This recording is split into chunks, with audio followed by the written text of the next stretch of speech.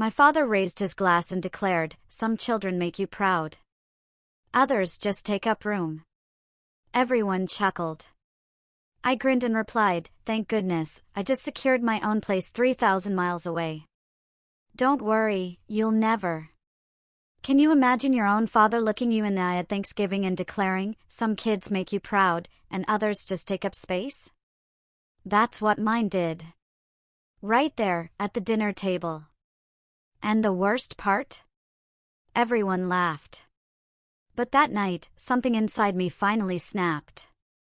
I decided he'd never have to make space for me again. And trust me, the silence that followed was louder than any argument I could have ever started. What the hell happened next? Well, let me tell you. I grew up in a quiet suburb on the edge of Indianapolis. Picture perfect, you know? Every lawn identical, mailboxes all bearing the same last name, and every dad seemingly proud of his son. Our little house was white with green shutters, smelling perpetually of coffee and motor oil. On the outside, we looked like the quintessential American family: Robert, the dependable dad; Linda, the gentle homemaker; Ethan, the football hero; and me. I was the quiet one. The one they barely remembered to mention. To the world, we were perfect. But inside, I was just a shadow, a subtle backdrop that made Ethan's light shine even brighter. His trophies lined our hallway like a museum dedicated to my father's pride. Silver footballs, gleaming medals, certificates, they all shone under the light. I'd run my fingers over those polished plaques, tracing the engraved letters of his name, always wondering if my own name would ever belong there. When Ethan won, Dad would hoist him onto his shoulders, grinning. When I won, he'd glance at my ribbon and say, "That's cute, honey. But don't forget Ethan's game is tonight." That sentence? It was the soundtrack of my childhood. The relentless beat of favoritism that never, ever stopped. I was 10 when I entered my first science fair. I'd spent weeks working on a cardboard volcano, sneaking into the kitchen after everyone slept, testing baking soda and vinegar proportions under the hum of the refrigerator light. I truly thought, this time, Dad would look at me differently. I pinned a small blue ribbon to my volcano and practically floated when I showed it to him. He just chuckled. "That's nice, Izzy, but make sure you're ready for your brother's big match tonight. He'll need all of us cheering." That word, us, never really included me. 2 months later, it was my birthday. Mom baked a small vanilla cake, no frosting flowers, no candles spelling my name. "It's just family this year," she said softly. But a week later, they threw Ethan a massive backyard party for his college acceptance. Tents, music, half the neighborhood. I remember standing by the window, watching the fairy lights flicker, as my brother posed with his friends, holding a cake that read, "To our star." That was the night I realized invisibility wasn't an accident in our family. It was a tradition. Even dinner had its hierarchy. Our big oak table had 6 chairs, but for years, no matter how tall I grew, they always made me sit at the little kids' table. At 16, I was still there, my knees bumping the edge, listening to grown-up conversations I was never invited into. Any attempt I made to speak was met with polite nods, quick dismissals, or just silence. Ethan could talk about anything: college football, cars, the weather, and Dad would beam like he'd spoken poetry. But if I mentioned something I'd learned, like how honey never spoils, or that light from distant stars was older than our planet, Dad would frown. "You think too much, Izzy. You'll tire yourself out." Mom wasn't cruel. She was just careful. The kind of woman who believed keeping peace meant keeping quiet. When Dad spoke, she'd fold napkins. When I cried, she'd whisper, "Don't make things harder for your father." Her softness hurt more than his words. At least his sharpness acknowledged my existence. Hers erased it. There's a photo somewhere, Thanksgiving, maybe 2006. Ethan and Dad, matching shirts, beaming. And there I am, off to the side, a blur, half out of frame, holding a plate. Mom took that photo. I looked at it years later and saw how my smile didn't quite reach my eyes. You can see it, if you know what to look for. The quiet child, trying not to take up too much space in her own home. Still, I kept trying to earn my way in. Straight A's, scholarships, volunteering, building robots from old radios. None of it cracked the wall. The more I achieved, the more invisible I seemed to become, as if my brightness somehow threatened their carefully constructed picture. Once, when I was 15, Ethan failed an exam. Dad spent the entire weekend helping him study. That same weekend, I got a letter for a state science competition. When I handed it to him, he just nodded distractedly, his eyes still on Ethan's notes. "That's good," he said. "Just don't make your brother feel bad." That one sentence, stayed with me. Don't make your brother feel bad. It taught me the first rule of our household: my silence was the price of their comfort. Looking back, I realize how early I learned to disappear. I learned to laugh softly, to shrink in photos, to walk lightly so the floorboards wouldn't creak. I learned to make myself small enough to fit into the leftover spaces no one else wanted. By the time I was 18, I had perfected the art of being unseen. The basement became my refuge long before I knew the meaning of the word. While upstairs echoed with ESPN highlights and my father's booming laughter, the world below was filled with quiet. The hum of an old fluorescent light, the faint buzz of electricity through tangled cords, the smell of dust and metal. It was cold in winter, damp in spring, but it was mine. Every corner of that unfinished space, from the crooked shelves stacked with broken appliances to the workbench littered with screwdrivers, became a sanctuary. I didn't have a room where my voice mattered, but I had a place where things listened when I touched them. It started with a broken radio Dad was about to throw out. He muttered something about useless junk, but to me, it looked like a mystery waiting to be solved. I took it downstairs, unscrewed the back panel, and stared at the strange, intricate world of wires and circuits. I didn't understand what I was looking at, but I knew it had once carried music. Somewhere inside that silence, there was a song trapped, waiting for someone to bring it back. I spent hours cross-legged on the concrete floor, reading library books about transistor boards and frequency coils, watching YouTube tutorials late at night when everyone was asleep. After a week of trial and error, a faint crackle came through the speaker, then a burst of static, and finally, a voice. I remember my chest filling with something I couldn't name, pride, maybe, or relief. I had made something broken work again. For the first time, something in my world listened when I spoke. I ran upstairs, still holding the dusty radio, and called out. "Dad, look. I fixed it." He barely looked up from the TV. "That old thing? Ha. Well, get your brother a drink, will you? He's been practicing all day." I stood there for a few seconds, holding the radio like proof that I existed. Then I turned, walked back downstairs, and set it on my workbench. I never mentioned it again.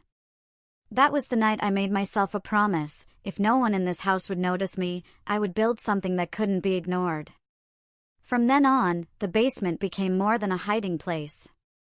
It was a workshop of small rebellions. I took apart anything I could get my hands on: clocks, microwaves, broken game consoles. I learned to solder, to strip wires, to bring dead things back to life. Each spark from my soldering iron felt like a heartbeat, a pulse that reminded me I was still here, still capable. There was something almost sacred in the way broken objects surrendered to patience. Machines didn't care about charm or popularity. They responded to effort, to persistence, to understanding. I couldn't fix my family, but I could fix everything else. One summer, when I was 16, I built my first computer entirely out of discarded parts from the local recycling center. The fan rattled, the screen flickered, but when it powered on, I felt like I'd opened a portal into another world. I taught myself basic coding, learned to 3D print prototypes from online blueprints, and filled notebooks with sketches of designs I'd one day create for real. It was never about escaping reality. It was about building one where I could finally belong. Of course, my father didn't see it that way. He'd come downstairs occasionally, usually when he needed to store old paint cans or broken furniture. He'd glance around, frown at the clutter of circuit boards and wires, and mutter, "You should spend less time with junk and more time doing something useful." I never bothered explaining that junk was what kept me alive. My mother would sometimes peek in, her face half-lit by the narrow stairway light. "Don't work too hard, Isabel," she'd say softly. "You'll hurt your eyes." Then she'd vanish again, as if her presence there was forbidden. It wasn't cruelty. It was habit. The habit of staying out of my father's way, even if it meant staying out of mine, too. One afternoon, I found an old set of speakers in the garage, the same ones Dad had used back when he still played vinyl records. The wood casing was warped, one speaker cone torn, the wiring frayed. It felt poetic, somehow, something once loved, now discarded. I spent 2 nights repairing it, rewiring the terminals, sanding the edges smooth, sealing the cracks with resin. When it was done, I carried it upstairs, so proud of the work. Dad was in his chair, reading the sports section. "It works again," I said quietly. "You can use it in the living room." He looked up, just long enough to nod. "Good. Now grab Ethan a glass of water before dinner." That was it. No acknowledgement, no curiosity, no trace of interest in what I'd done. Just another reminder that even my successes were invisible in this house. I stood there for a moment, realizing the painful irony. I had just given sound back to something broken, yet no one in this family would ever truly hear me. That night, I went back to the basement, turned off all the lights, and sat in the dark. The repaired radio played softly in the corner, the same one he'd called useless. I listened to a late-night jazz station, the saxophone notes curling through the air like smoke, and I thought, maybe I wasn't meant to be heard here. Maybe the silence of this house wasn't something to fight. Maybe it was something to outgrow. From that moment on, every wire I soldered, every device I repaired, became a step closer to freedom. I wasn't just fixing things. I was building an exit. I told myself that one day I would leave the basement, this house, this entire town. And when I did, I'd never look back. I didn't know where I'd go yet. I just knew it had to be far enough that my father's voice couldn't reach me, and close enough that I could still hear the hum of something I had built, something that worked because I made it work. The letter came on a Thursday afternoon, tucked between a grocery coupon flyer and a stack of unpaid bills. The envelope was white, embossed with a red seal that shimmered faintly. Stanford University Office of Admissions. For a moment, I couldn't breathe. My hands trembled as I tore it open, scanning the words that would change everything. "Congratulations. We are delighted to offer you a full scholarship." I read the sentence over and over, as if it might vanish if I blinked. Then I ran down the hall, through the kitchen, bursting into the living room where my father sat, his glasses perched low on his nose, reading the sports section as usual. "Dad," I said, breathless. "I got in. Full scholarship. Stanford." The name felt sacred on my tongue, like proof that I had finally done something undeniable. For a second, I waited for his reaction. Maybe surprise, maybe pride, maybe even a smile. But he just folded the newspaper slowly and looked up with the same expression he might give a weather forecast. "Stanford," he repeated flatly. "That's in California, isn't it?" I nodded, still grinning. "Yeah. It's one of the best engineering programs in the country." He leaned back in his chair, exhaled, and said, "That's too far. Ethan's going somewhere much more practical. If you want to go that far, you'll have to figure it out yourself." He picked his newspaper back up as if the conversation were over. My mother, standing by the sink, murmured, "Your father's just worried about the distance," but she didn't meet my eyes. No one said congratulations. No one took a picture. There was no cake, no dinner, no "we're proud of you." The moment that should have been a victory felt like a private secret, something small enough to fit inside my pocket, where no one could take it away. That night, I went down to the basement, sat by the old workbench, and unfolded the letter again. The words still glowed on the page, but they didn't feel like triumph anymore. They felt like escape. I whispered the name, Stanford, aloud, letting the sound fill the empty room. For the first time, the idea of leaving didn't just excite me, it felt necessary. The months that followed passed in a blur of preparation. I worked part-time at a hardware store to save what little I could, fixed old electronics for neighbors, and sold custom-built speakers online. Every dollar I earned became another inch between me and this house. Ethan, meanwhile, threw a graduation party that took up the entire backyard. My father wore his favorite polo, smiling in every photo beside him. When it was my turn to leave, there was no party, just a quiet morning and a half-packed suitcase. At the airport, the air smelled of coffee and disinfectant. My mother hugged me quickly, her hands cold against my back.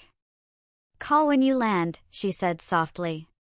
My father stood beside her, his posture stiff, arms crossed. I tried one last time. "I'll send photos when I get there." He nodded, looking somewhere past me. "Just make sure you don't forget where you came from." When it was time to board, I turned back one last time. He wasn't looking at me. He had already turned toward the parking lot, his figure shrinking as he walked away. My mother followed behind him, her head down. Through the glass wall, I pressed my hand against the window, watching their silhouettes fade. For a long moment, I stood there, my palm leaving a faint print on the glass, a mark that would disappear as soon as the next flight took off. On the plane, I kept the Stanford letter folded in my jacket pocket, gripping it whenever I felt the ache of uncertainty rise in my chest. I told myself that maybe once I was gone, they'd finally see me. That distance might sharpen their vision, make them realize what I'd been all along. But when I landed in California, no message came. "No, we miss you." "No, we're proud." Just silence. The first few weeks were dizzying.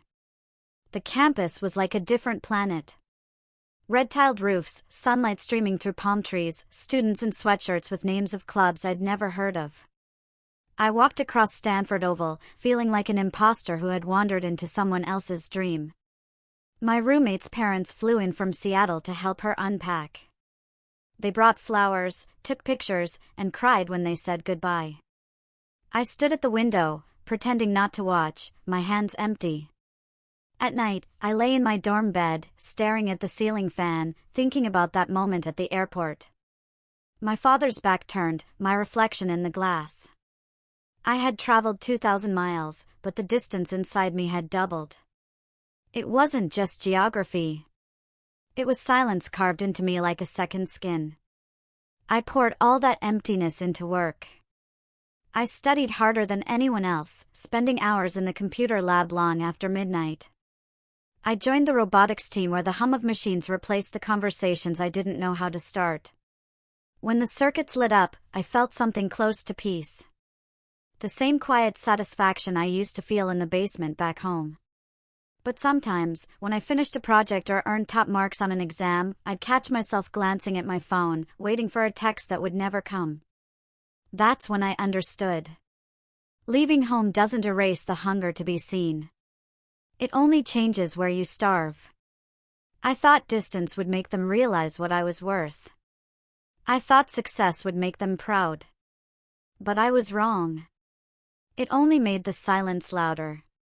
The first years in California felt like walking a tightrope, suspended between exhaustion and survival. I arrived at Stanford with 2 suitcases, a second-hand laptop, and just enough savings to last 2 months if I stretched every dollar. The scholarship covered tuition, but not food, housing, or books. So, I worked 2 part-time jobs, sometimes 3, when hours were short. By day, I attended lectures on algorithms and supply chain design. By night, I wiped tables at a cafe near Palo Alto, and on weekends, I stocked boxes at a local hardware store. My body never stopped moving, but my mind clung to one quiet mantra: keep going. Dinner was usually a cup of instant noodles or half a sandwich I couldn't finish during my shift. My bed was a sofa in a cramped, shared apartment with two other students, one studying architecture, the other medicine. They both had parents who wired them money every week. I had silence. On nights when I couldn't sleep, I would stare at the ceiling and let my mind wander back to the basement at home, the warmth of machines, the scent of dust and oil. It was strange how something that had once felt like exile now became the only place where I'd ever felt certain of myself. I found a small haven in the university's robotics lab. It was open 24 hours, dimly lit, the air filled with the metallic tang of solder and ozone. There, surrounded by half-assembled drones and tangled wires, I felt alive again. Machines were still my language, predictable, logical, reparable. People? Not so much. I would lose hours perfecting a motion sensor or recalibrating a servo, my hands moving on instinct. Sometimes I'd stay so long that the janitor would flick the lights to remind me it was 3 a.m. It was during one of those nights that I collapsed. I hadn't eaten properly in 2 days, hadn't slept in 3. My vision blurred while I was testing a circuit board, and the next thing I knew, I was on the floor with the faint taste of metal in my mouth. A graduate student named Michael found me and rushed me to the campus clinic. When I woke up, he was sitting beside my bed holding a cup of warm tea. "You need to take care of yourself," he said gently. I wanted to laugh. Take care of myself? That was the only thing I'd been doing since I was old enough to realize no one else would. The doctor told me I was severely anemic, undernourished, and dehydrated. He suggested I call home, maybe ask for help. I nodded, but I knew that wasn't an option. The last message I'd received from my father was months ago, a forwarded link to an article about Ethan's latest football trophy, with no comment attached. I deleted it without reading. So, I went back to work, slower at first, but more determined. I learned how to survive on little, discount groceries, late-night leftovers, free bread from the cafe after closing. I told myself it was temporary. That struggle was the tax I paid for freedom. And in a way, it was true. Every hardship taught me something: how to code faster, think sharper, repair what others would discard. I started freelancing for small local businesses, helping them automate basic logistics tasks. That's how I first fell in love with the idea of systems, not machines themselves, but the invisible networks that made them work together. By the time I graduated, I had a small portfolio of projects and a reputation among my professors for stubbornness bordering on obsession. When a startup in San Jose reached out looking for an entry-level engineer, I didn't hesitate. They specialized in logistics optimization, designing routes, managing warehouse flow, using AI to reduce waste. The company was small, run by 2 former engineers with big dreams in a cramped office that smelled of burnt coffee and ambition. I started as an intern, earning barely enough to cover rent, but for the first time, I was building something that mattered. The pace was brutal. We worked 12-hour days, sometimes 16. The founders slept on the office couches, and soon, I did too. During the early months, our software crashed more than it ran. Clients canceled, investors ghosted us, and at one point, we had only $800 left in the company account. I stayed anyway. I fixed bugs until my eyes stung and rewrote entire modules overnight when systems failed. There was one week I barely saw the sun, just screens glowing in the dark and the steady thump of my heartbeat reminding me I was still alive. One evening, after a particularly long day, I stood outside the office watching the sunset bleed into the horizon. The world around me was quiet, cars passing, neon signs flickering to life. And for the first time in years, I didn't feel invisible. No one here cared about Ethan. No one cared who my father was. The only thing that mattered was whether the system worked, whether the code held, whether the trucks moved on time. I had finally found a world where effort was currency, and I could finally afford to exist. But even success inched forward slowly. Months blurred into years, and the exhaustion became familiar. Almost comforting.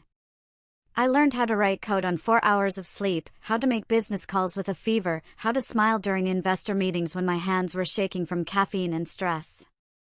It wasn't easy, but it was real. I was building something tangible, brick by invisible brick.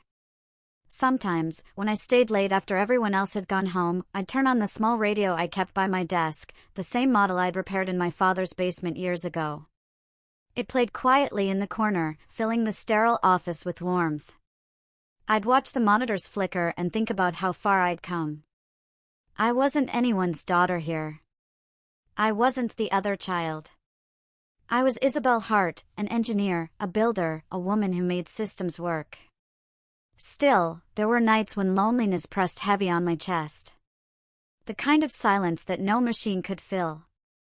I would imagine calling home, just to hear a familiar voice, but I knew what waited on the other end: indifference, small talk, and maybe a passing mention of Ethan's latest milestone. So instead, I called no one. I told myself that family could be built the same way as circuits, carefully, intentionally, with patience and design. I just hadn't found the right blueprint yet. Years later, when I looked back at those long nights, the hunger, the fear, the endless grind, I didn't see failure. I saw a foundation. Those years didn't break me. They shaped me. They taught me that strength isn't about who catches you when you fall. It's about learning how to stand back up, even when no one notices you're down. I used to think I needed someone to lean on. But the truth is, I didn't have anyone. So I learned how to become the thing I needed most. I became my own anchor, my own safety net, my own place to land. And that, I realized, was the beginning of everything. Success came quietly, almost without warning. One day I was sleeping on a worn leather couch in the corner of the office, eating leftover pizza while debugging a routing algorithm. And the next, our software was being used by hospitals across California. It started small, a few regional clinics testing our logistics system to track medical supply deliveries in real time. Then the pandemic hit. And suddenly, every hospital in the state needed what we had. Demand exploded overnight. The chaos that broke other companies became the wind beneath ours. Our platform, once held together by late nights and borrowed servers, became the unseen backbone of an entire medical network. We optimized routes for ventilators, masks, and oxygen tanks. Our dashboards predicted shortages before they happened, rerouting trucks across states to keep ICUs from collapsing.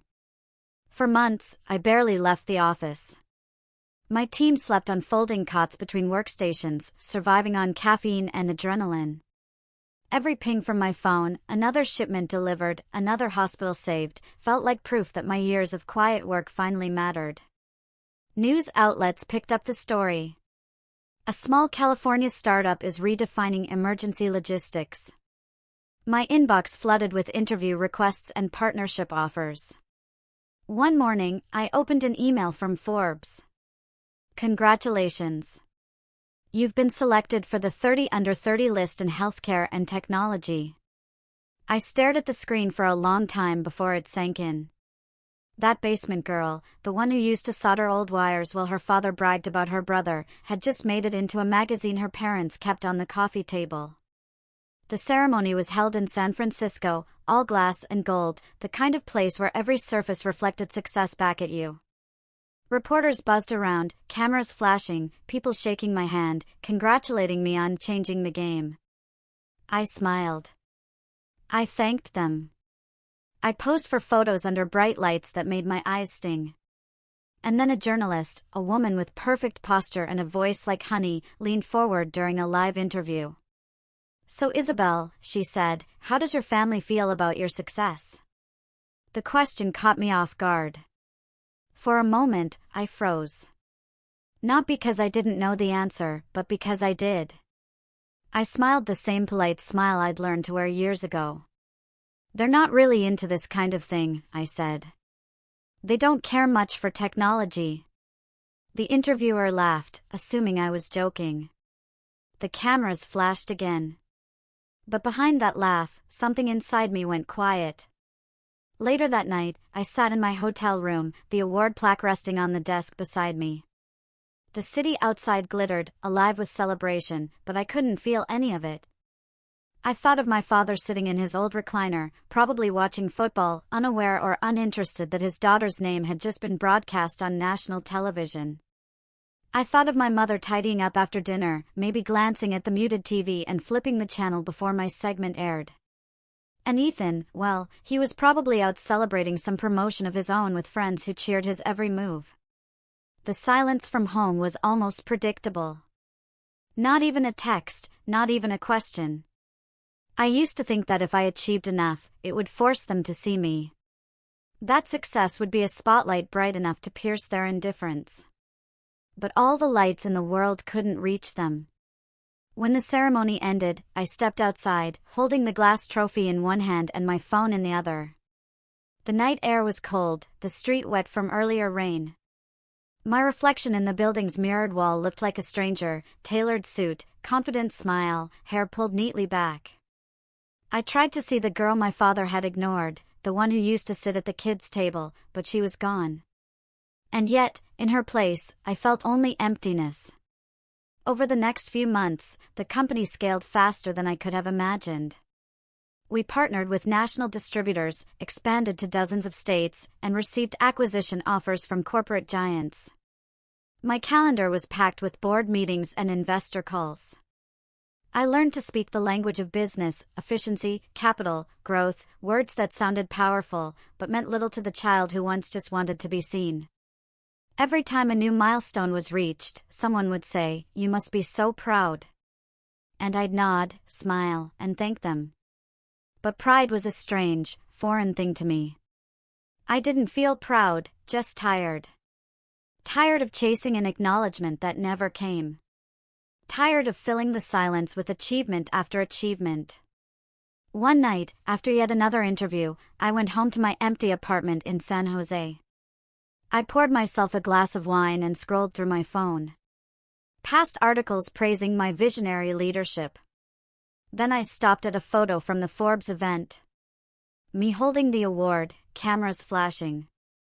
The caption read, "From basement tinkerer to tech visionary, Isabel Hart proves that grit beats privilege." I stared at that word, privilege. It made me laugh quietly, almost bitterly. They had no idea. Privilege was Ethan's name engraved on every trophy, his seat at the adult table, the easy comfort of being loved without earning it. What I had wasn't privilege. It was survival dressed up as ambition. I closed my laptop, set the award on the shelf, and sat in the dark. The apartment was silent except for the faint hum of the refrigerator. The glow from the city outside painted soft rectangles on the floor. I realized I had everything I once thought I wanted: success, stability, recognition. But none of it filled the hollow space I'd carried since childhood. When you grow up invisible, you think visibility will save you. You think if you shine bright enough, the people who ignored you will finally turn their heads. But all it does is cast longer shadows. The next morning, I woke before dawn and stood by the window, watching the fog roll over the city. For the first time, I allowed myself to whisper the truth. They'll never see you the way you hoped they would. And strangely, instead of breaking me, the thought felt like freedom. The world saw me now. The headlines saw me. My colleagues saw me. But my parents? They never would. And maybe that was okay. Because somewhere deep inside, I was beginning to understand something even more powerful than being seen, the peace of knowing I no longer needed to be. After the acquisition deal closed, the world around me moved faster than I could feel it. Meetings, contracts, lawyers, headlines, it all blurred together into a single breathless rush. The number in my bank account didn't feel real. I had lived most of my life counting coins for instant noodles, and now I could buy almost anything I wanted. But when the noise faded and the congratulatory emails stopped pouring in, I realized I didn't want anything. I wanted somewhere that felt like peace. I found it on a gray morning in Seattle. The city was wrapped in mist, the air sharp with the smell of salt and rain. The realtor led me up to a glass-walled apartment overlooking Elliott Bay. Floor-to-ceiling windows stretched across the living room, the ocean shimmering beyond them like liquid steel. The space was quiet. No echo of footsteps, no hum of conversation, just the distant rhythm of waves meeting the shore. It's a bit cold for some people, the realtor said, but it has a view you'll never forget. I didn't need to think twice. I signed the papers that afternoon. The apartment wasn't extravagant, but it felt intentional. Every line clean, every detail precise. I filled it slowly, not with luxury, but with meaning. The floors were dark walnut, warm under bare feet. The walls were painted a soft shade of cream, catching the light that rolled in from the water. In the center of the main room, I placed a long walnut dining table. 10 chairs, all the same height. No kids' table, no hierarchy. Every seat equal, every voice welcome. I ran my hand along the smooth surface and thought, this is the table I've waited my whole life to sit at. On one wall, I hung my degrees and patents in simple black frames. The Stanford diploma, the company's founding certificate, the engineering patent that had changed my life. I didn't add any family photos. Not out of bitterness, but because I wanted this space to represent the woman I had built from scratch. The one who existed beyond comparison, beyond the shadow of anyone's expectations. I furnished the apartment like someone curating a sanctuary. The couch was deep brown leather, worn enough to feel lived in. A bookshelf lined one wall, filled not with business books, but with novels, essays, and old engineering manuals. The kitchen gleamed with polished marble counters, though most nights all I cooked were simple meals, soup, bread, tea. The bedroom faced the bay, where the early sun melted through the fog and painted the walls with silver. It was everything my childhood home wasn't: quiet, balanced, mine. One of the last things I brought into the apartment was the old radio. The same one I'd repaired as a teenager in my father's basement. It was scratched and faded now, the metal knob dull from years of use. But when I placed it in the corner of the living room and turned it on, it still worked. The speaker crackled before a soft tune emerged. Static and melody blending like a memory you don't want to erase. That sound filled the room differently here. Back then, the radio had been my only proof that I could bring something broken back to life. Now, it played in a place that existed because I had done exactly that with my life, not just with wires, but with myself. Sometimes in the evenings, I would sit by the window with a cup of tea, watching the ferries drift across the bay. The skyline shimmered in the distance, quiet, deliberate, like a city that didn't need to prove anything. I realized that was what I wanted for myself. For years, I'd chased success the way a starving person chases warmth, believing that once I had it, I'd finally feel whole. But here, in this stillness, I understood something different. Success was just noise. Peace was the melody underneath. People around me started to notice the change. Colleagues asked why I hadn't bought a mansion, why I chose a quiet place instead of a high-rise penthouse in San Francisco. I smiled and said, because I didn't buy luxury. I bought peace. And it was true. This wasn't a prize. It was a reclamation. Every plank of wood, every piece of glass, every inch of silence was mine, earned through years of invisibility, hunger, and persistence. In this apartment, I could finally breathe. I could play music without turning the volume down. I could eat dinner at my own table without waiting for permission to speak. I could look around and see a life that no one had given me, and no one could take away.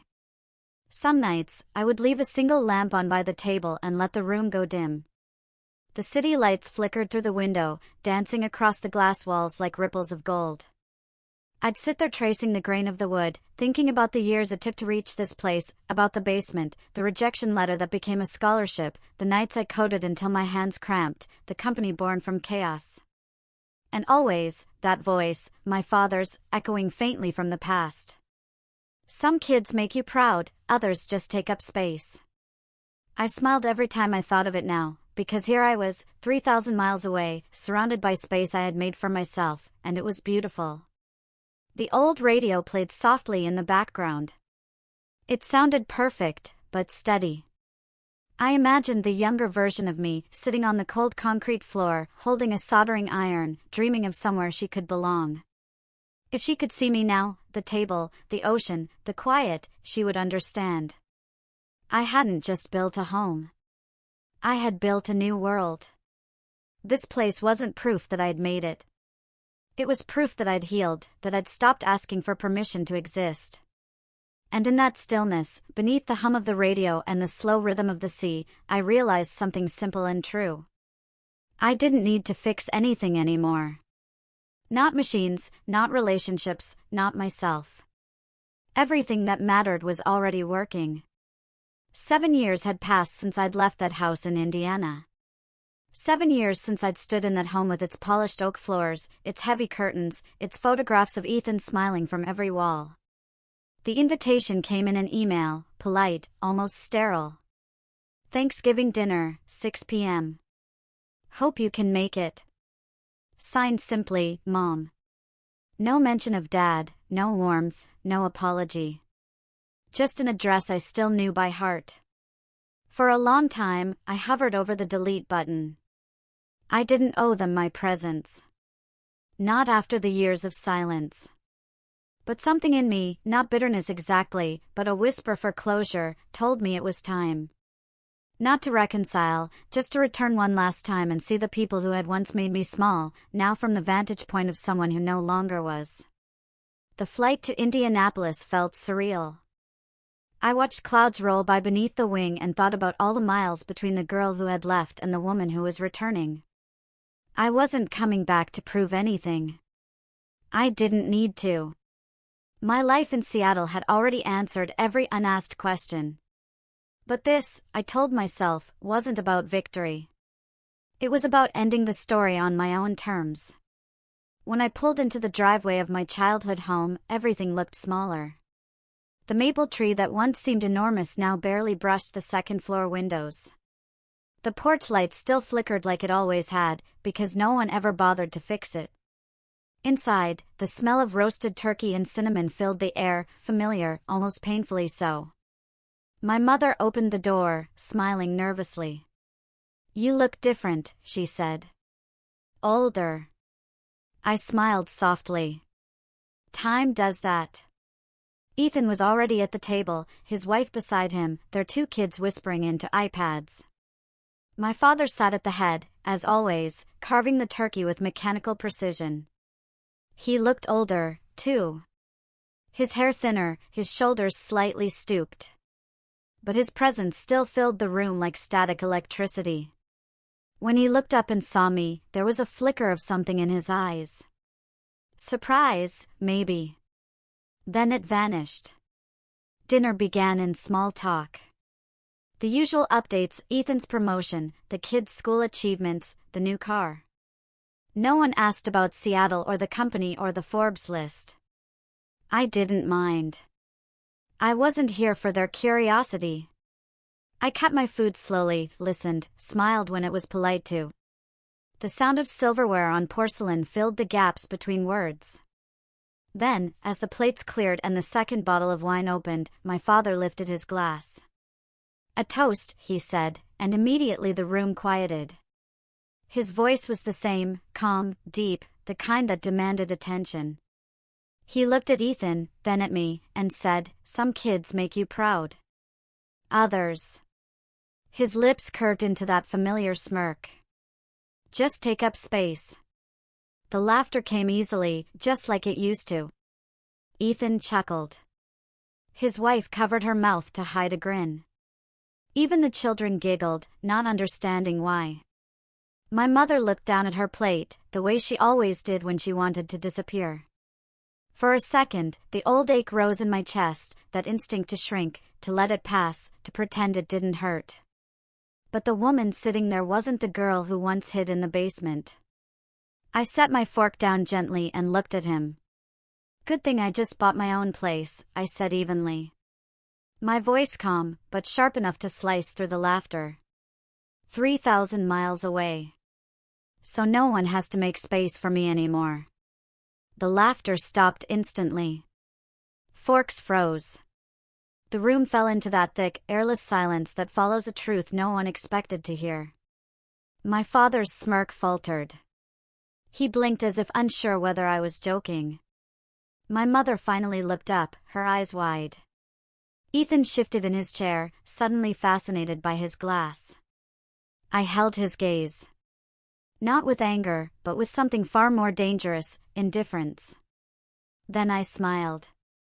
"Thank you for dinner," I said quietly, pushing my chair back. The food was lovely.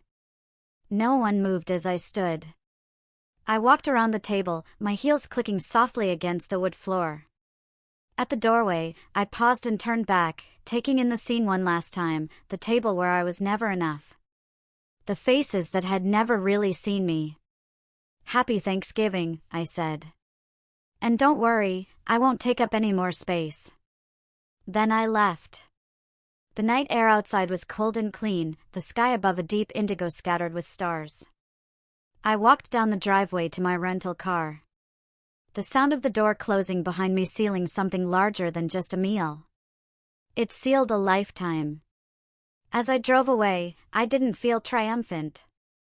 I didn't feel angry either. I just felt free.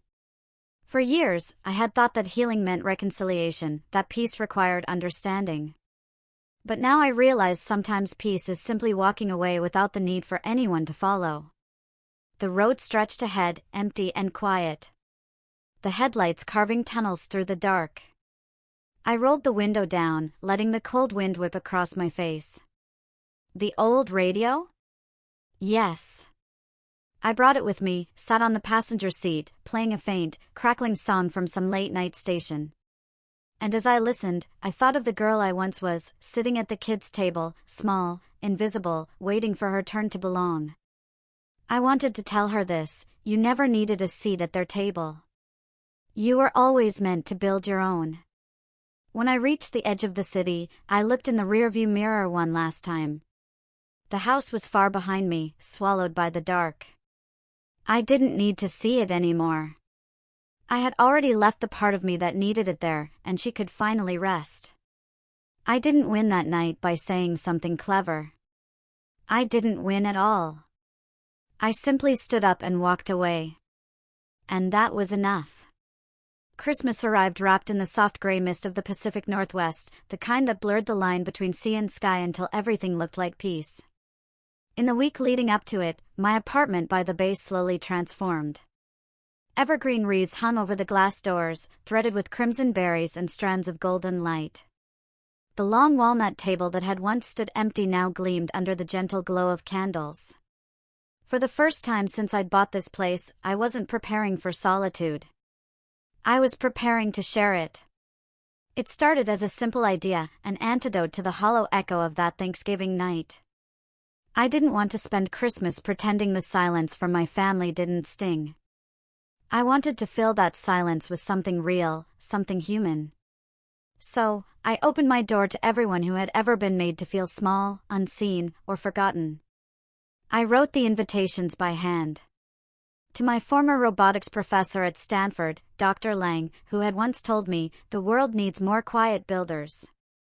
To Nora, a fellow engineer who'd been laughed out of her old job after standing up to her boss. To my neighbor, a single father named Miguel, who worked double shifts and still managed to coach his son's soccer team. To an older couple from my building who had lost touch with their own children. To my cousin, Sarah, the only relative who had ever defended me at family dinners, even when it cost her their approval. And most tender of all, to my grandmother. When I called her, her voice cracked on the other end. "Seattle? Oh, sweetheart, that's so far." "Grandma," I said, smiling into the receiver, "I'll send the ticket. You just bring yourself." She chuckled softly. "You sound like your mother used to, before she learned to whisper." On Christmas Eve, the first snow of the season dusted the city in quiet silver. Inside, the apartment glowed like a lantern. The table was set with white porcelain plates and clear crystal glasses, their reflections dancing in the candlelight. Sprigs of pine and cranberry ran down the center like a river of winter. The air smelled of rosemary, butter, and salt. The chef I'd hired, a local named Mason, had filled the kitchen with the scent of roasted salmon and fresh bread. A playlist of soft acoustic carols floated through the space, just loud enough to feel like warmth. One by one, they arrived. Nora came first, holding a bottle of wine and laughing through the cold. Dr. Lang brought a book wrapped in newspaper, muttering that he hadn't had time for proper wrapping paper. Miguel and his son brought dessert, homemade flan, still warm in its tin. My grandmother arrived last, her small frame bundled in a red coat, her eyes shining brighter than the lights around us. When everyone had settled, I stood at the head of the table. For a moment, I simply looked at the faces turned toward me, each marked by its own version of resilience. Then I said, I know some of us didn't have a place to go this Christmas, but tonight, I wanted to make sure everyone had a seat. No one at the kids' table, no one in the corner, no one forgotten. Laughter rippled around the table, gentle, genuine. I sat down, and for the first time in years, I didn't feel like an outsider in my own story. Dinner unfolded in slow, beautiful waves. Mason brought out plates of cedar-planked salmon glazed with honey and soy, bowls of wild mushroom risotto, and baskets of warm sourdough. Wine flowed easily, conversation even easier. Nora told stories about working night shifts in tech, turning corporate arrogance into comedy. Dr. Lang recounted the time I'd accidentally flooded the robotics lab with foam during an experiment, which made everyone laugh so hard I nearly spilled my drink. Miguel's son, a bright-eyed 9-year-old, challenged everyone to a trivia game he'd made on his tablet, and somehow managed to beat all of us. The table was alive, clinking glasses, shared laughter, hands reaching for bread. No competition, no hierarchy, just connection. Between courses, I slipped into the kitchen to refill a tray of drinks. My grandmother followed, quiet as always. She stood beside me for a moment, watching me work, then said softly, You know, Isabel, I've sat at tables in my life, big ones, small ones, ones where people spoke too loudly, and ones where no one spoke at all. But this. She gestured toward the laughter drifting from the dining room. This feels like the first real family dinner I've been to in a long time. I swallowed hard, blinking back tears. It's not really family, Grandma. Not by blood. She smiled, reaching for my hand. No, sweetheart. Better. It's by choice. When we returned, dessert had already begun. Slices of flan passed around, plates cluttered with crumbs and joy. Someone had turned up the music slightly, and a few people were singing softly along. I looked around the table and realized that every person there carried a story of exclusion. The teacher who wasn't taken seriously because of his accent. The colleague dismissed for her gender. The cousin labeled too emotional. The grandmother treated as background noise by her own children. Every single one of them had been told, in one way or another, that they took up too much space. And yet, here we were, filling a room beautifully. As the night deepened, I raised my glass. To the ones who were left out, I said, and to the ones who learned to build new tables. The room fell quiet, then erupted in gentle cheers. Glasses clinked. Someone began humming along to the music again. Later, when the plates were empty and the candles had burned low, we all stayed at the table, talking, sharing memories, laughing about nothing and everything. I noticed how easily everyone listened to one another. No interruptions, no comparisons, just warmth. My grandmother reached for my hand again. Her voice, a whisper meant just for me. You did it, Isabel, she said. You built the kind of family your father never understood. Oh, Gray, I turned my head toward her, the flicker of candlelight catching in her eyes. I didn't build it alone, I said.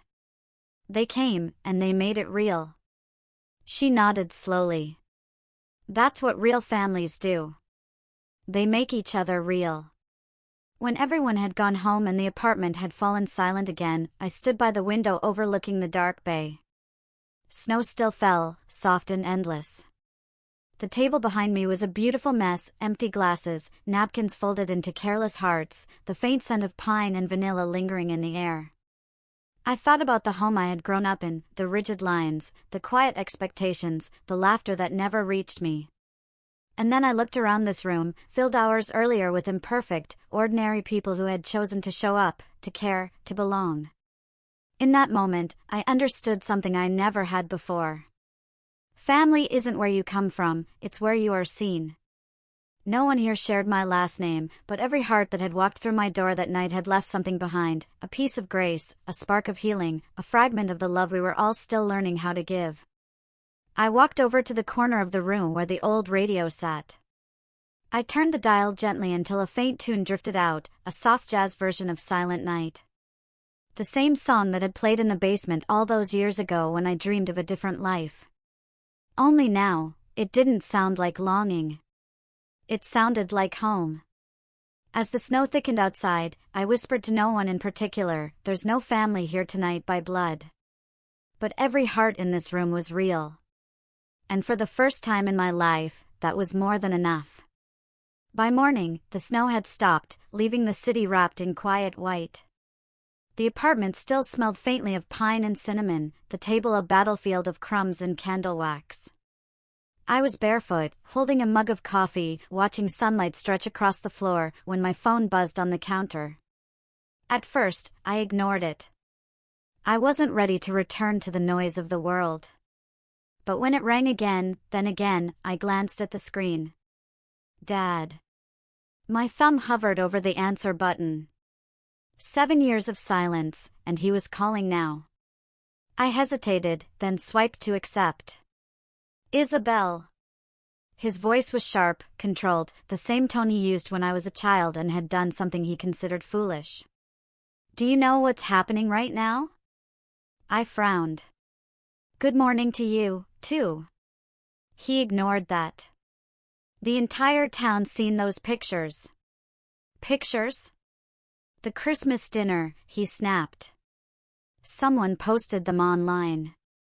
Your cousin, I think. Everyone's sharing it. The warmest Christmas dinner in Seattle. You and your group. People are calling it inspiring. I blinked, surprised. I hadn't even realized anyone had taken photos. Sarah must have posted them. She loved documenting moments. Apparently, he continued, voice rising, you said something about building a table for the forgotten. You think that's funny? The comments. They're saying how your family rejected you, how you built your own. You made us look like fools, Isabel. The whole town's talking. I leaned against the counter, staring out the window. I didn't make you look like anything, Dad. You did that all on your own. Watch your tone. There it was. The command, the old dominance, as if time hadn't passed. But I didn't shrink this time. My voice stayed steady, calm like the sea outside. I didn't mention your names. I didn't blame anyone. I just hosted dinner for people who didn't have a place to go. He scoffed. And you called it family. I smiled faintly. It felt like one. There was silence, sharp, uncomfortable. I could almost hear him pacing. Picture him gripping the phone too tightly. You always did love dramatics, he said finally. All. This self-pity, parading your so-called independence. What? You think you're better than us now? No, I said softly. I think I finally stopped needing you to tell me I'm enough. He exhaled hard, as though my calmness offended him more than any argument could. You have no idea how disrespectful this is.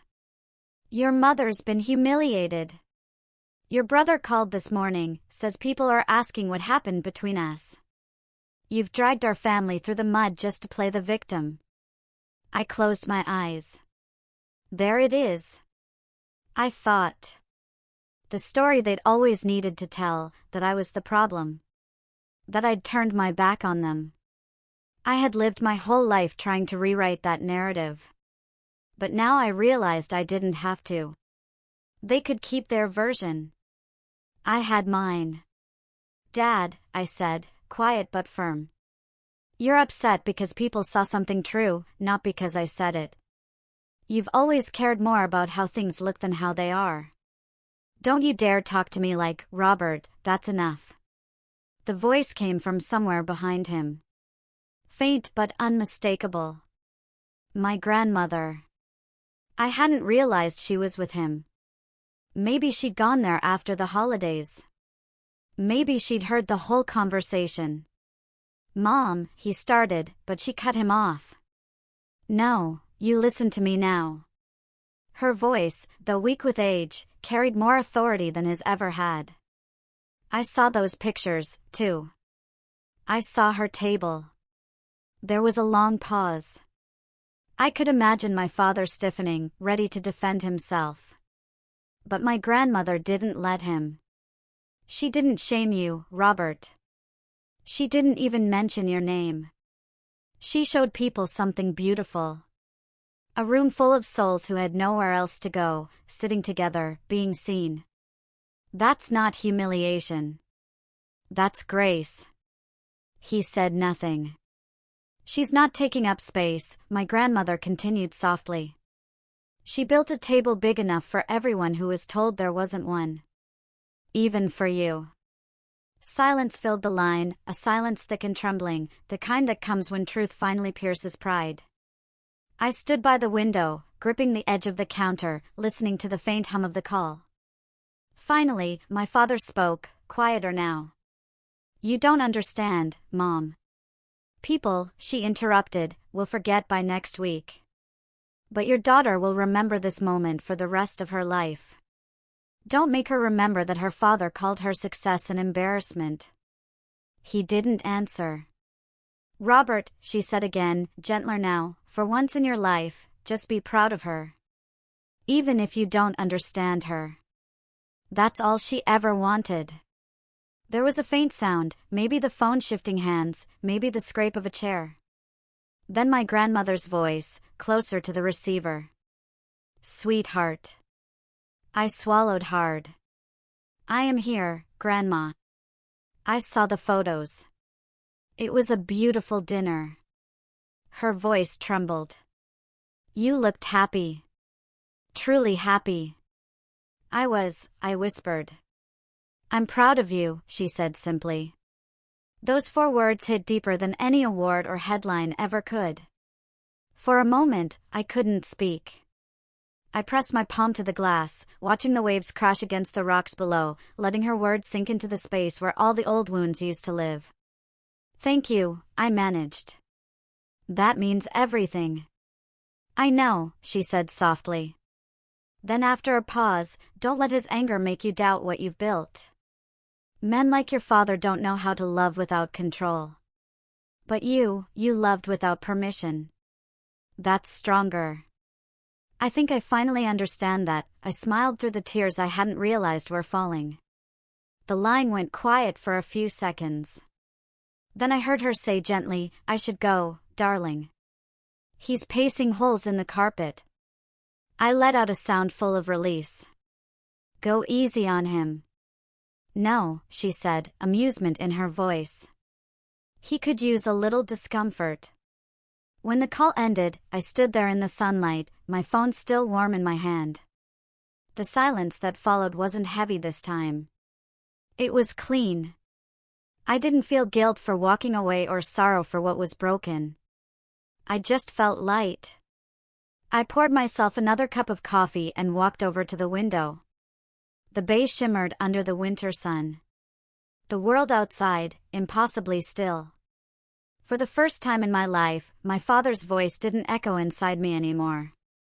It had been replaced by another, my grandmother's, firm, loving, and infinitely clear. She didn't take up space. She built a new table. And as I watched the waves move in slow, endless rhythm, I realized I had finally done the same. For years, I'd carried the guilt of leaving, the fear that independence made me ungrateful, that success made me selfish. But that morning, with the ocean shining before me and her words still in my chest, I understood something simple and profound. Leaving wasn't betrayal. It was survival. And survival, in its quietest form, was the truest kind of love. The love that builds space for others to breathe. For the first time, I didn't feel like the girl who had walked away. I felt like the woman who had arrived. New Year's Eve crept in quietly that winter, not with fireworks or noise, but with the kind of stillness that feels like a page turning. The bay outside my window shimmered in soft blues and silvers, city lights reflecting off the water like 1,000 quiet candles. A week had passed since the call from my father, and my grandmother's words still echoed in my chest. I'd replayed them more times than I could count. She didn't take up space. She built a new table.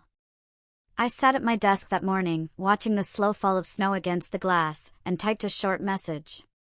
New Year's Eve dinner. If you and Mom would like to come, there's a seat for you. But only if everyone agrees to sit at the same table. No head, no kids, no hierarchy. Equal seats. Equal voices. I hovered over the send button for a moment, my thumb trembling slightly, not out of fear, but from something quieter, acceptance. Then I pressed send. I didn't expect a reply, but 2 hours later, one arrived. It was from my mother. We'd like to come. Your father said yes. The words were simple. No apologies, no explanations, but they were enough. That evening, I set the table again. 10 chairs perfectly aligned, candles flickering softly, the sea beyond the windows stretching into darkness. The same table that had once been a symbol of defiance now felt like an invitation, not for reconciliation, but for understanding. At 7 sharp, the elevator chimed.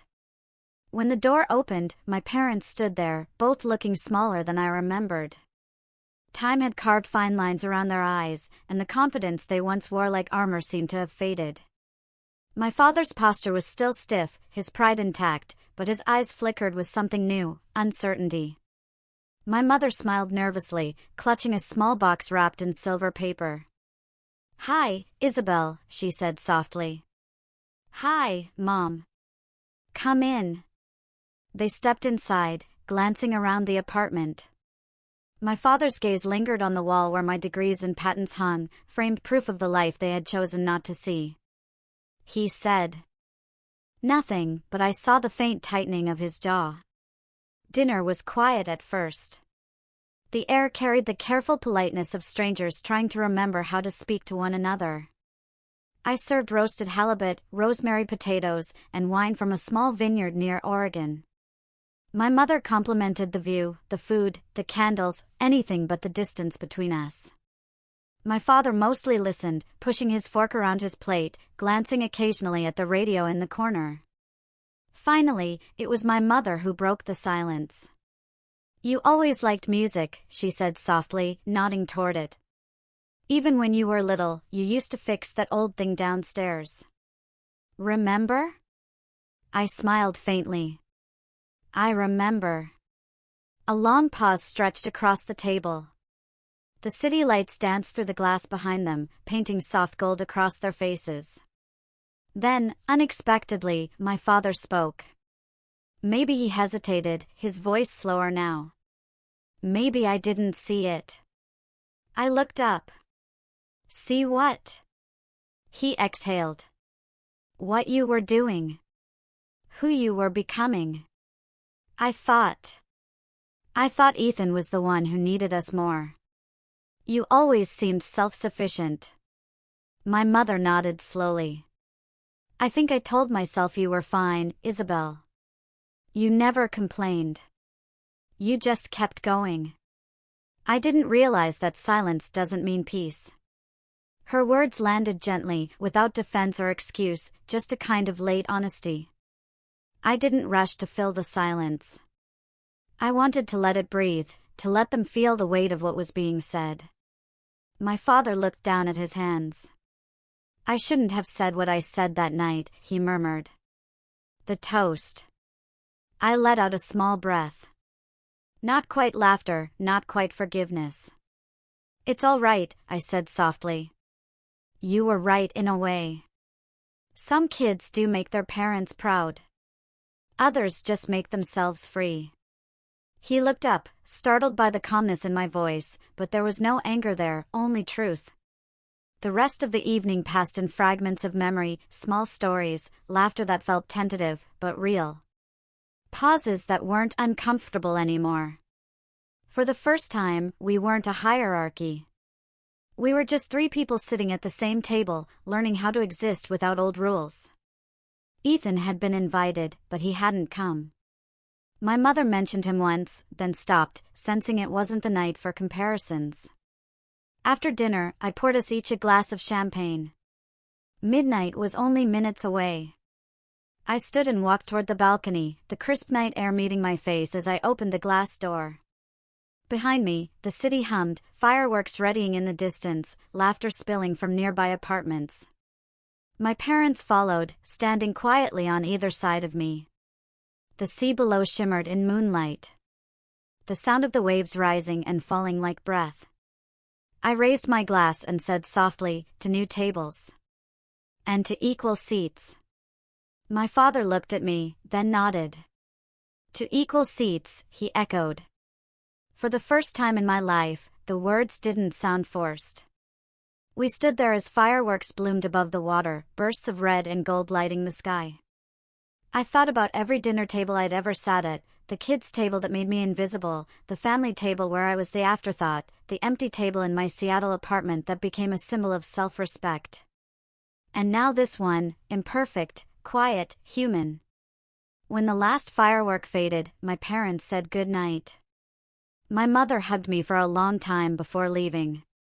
My father lingered a moment, as if he wanted to say something else, then simply said, "Take care of yourself, Isabel." "I always do," I said. When the door closed behind them, the apartment fell silent again. But it wasn't the old kind of silence, the cold, echoing kind. It was soft, earned, full of space. I walked back to the balcony, still holding my glass. The reflections of the city rippled across the water like tiny constellations. I took a slow sip, feeling the bubbles sting the back of my throat, and whispered into the night.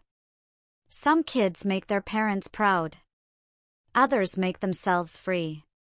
The words drifted into the air, dissolving into the sound of the sea. Inside, the candles on the table flickered, their flames swaying gently. The radio hummed a slow jazz tune, the same one I'd played on Christmas. I stood there for a long time, listening to the soft rhythm of the city, to the heartbeat of a life I had built without permission. Then, turning towards the camera, towards the invisible audience that had followed my story all this way, I said quietly, "If you've ever been told that you take up too much space, remember this: you can build your own place. And if you do it with heart, with courage, with love, it won't just be a place. It will be a whole world. Don't wait to be invited to their table. Build your own. And make it wide enough for everyone who was once told they didn't belong." So, tell me, have you ever had to build your own table? Or maybe, what does family truly mean to you? Let me know in the comments below. I'd really love to hear your thoughts.